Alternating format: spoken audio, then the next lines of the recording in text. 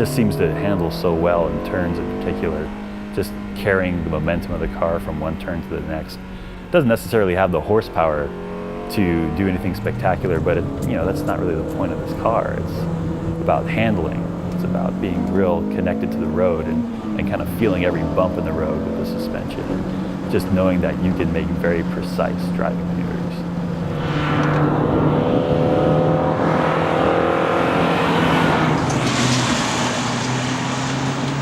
It's just a simple 4-cylinder car, super easy to work on. There's a lot of space in that engine bay. There's nothing real powerful in there, but they just did a lot with what little they had. It's a real high revving engine, so it's real easy to kind of get up in the 7,000 range, and it just has a beautiful sound to it. And I think almost the radio that they put in this car, it was just a total afterthought.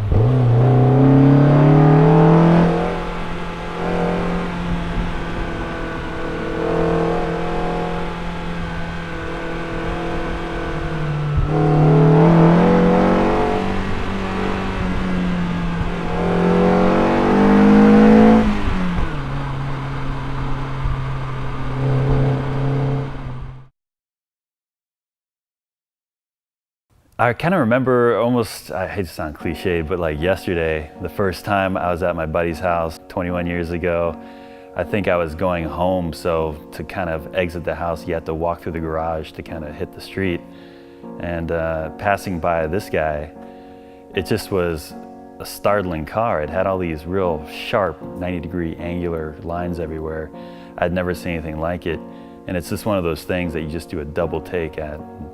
Up until that point in my life, I'd never been a car guy in my life. I've never had posters on my wall, nothing. But it was almost like the car that lit the fire that just grabbed me into the whole scene. Since this was the car of one of my best friends in high school, I just found every excuse I could to kind of check it out and just learn more about it. The family had magazines of the car. They were real big car people themselves. And so I was able to kind of read their magazines and educate myself about this car at the time. They would let me wash the car because the payoff was once you would wash it and dry it, they would give me the keys, this young little kid in high school, to drive it once around the block just to kind of air dry it for the final run. And it was the slowest drive I took around the block just so I could kind of suck as much time as I could out of that. It was just a great kind of experience.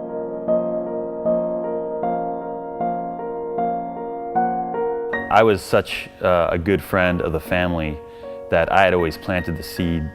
If you guys ever sell this car, keep me in mind, let me know.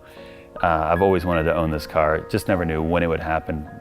I never really looked at purchasing my own E30 M3 because I just didn't want any other one. I wanted this one. This was the one that I first fell in love with, and I just, accepted no substitutes.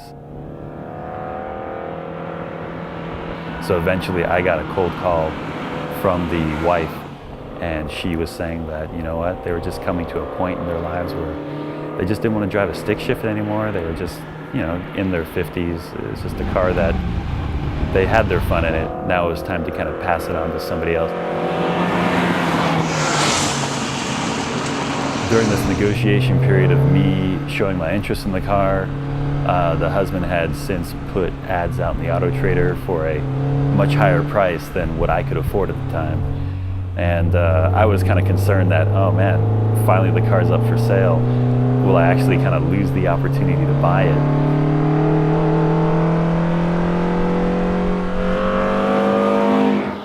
She had assured me that she would do everything in her power to make sure that I got that car.